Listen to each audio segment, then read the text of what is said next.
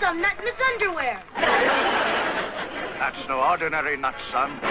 That's Captain Nice. Welcome to another episode of Comics and Pop Culture Shorts.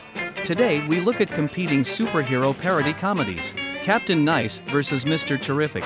No, not that guy, or even that guy, we're talking about Stanley Beamish. You see, when ABC found an unexpected hit with their adaptation of DC Comics' Batman, the other two networks, back in those days, there were only 3 major networks, scrambled to put together their own superhero campy shows. ABC was always in third place. The only #1 show they had at that time was Marcus Welby, MD. They wouldn't be a competitive network until Happy Days came on the air in the 1970s, which is a story for another video. Today we'll look at how the big two networks tried, and failed, to capitalize on the campy superhero craze of the 1960s. A scientist, both wise and bold, set out to cure the common cold. Worry not. By taking one pill, he becomes the strongest man on Earth, able to soar through the air under his own power. I can see him now.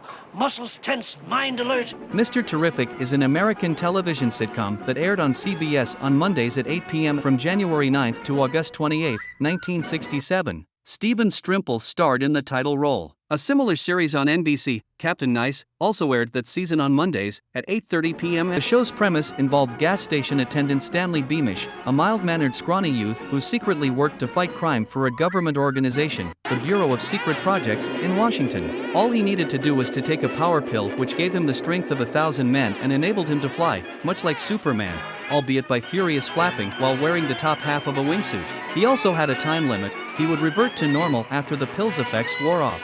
In the pilot, Beamish was played by Alan Young. For some reason the network didn't like Young in the role. They said he was too good looking and had just come off another fantasy type of show about a talking horse, Mr. Ed. Captain Nice is an American comedy TV series that ran from January 9, 1967 to August 28, 1967, Monday nights at 8:30 p.m. Eastern Standard Time on NBC.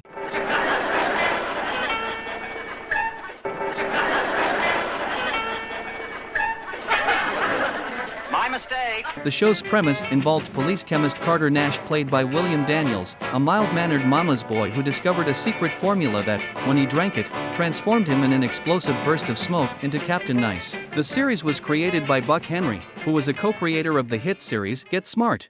So, which was better? Captain Nice found its way into the world of comic books but only lasted 15 episodes. Mr. Terrific did last for 17 episodes, 18 if you include the unaired pilot, but never had a comic book. Interestingly, the whole Clark Kent/Lois Lane/Superman dynamic is altered in Captain Nice. In the Superman stories, Lois Lane is generally in love with Superman, and is most often uninterested in the nerdy Clark Kent. However, Sergeant Candy Kane is in love with Carter Nash, the nerdy chemist, and is pointedly uninterested in the powerful superhero, Captain Nice. Footage from 4 episodes of Mr. Terrific were edited together as a movie called The Pill Caper. The movie contains new footage, including a scene with Hal Smith as a train passenger.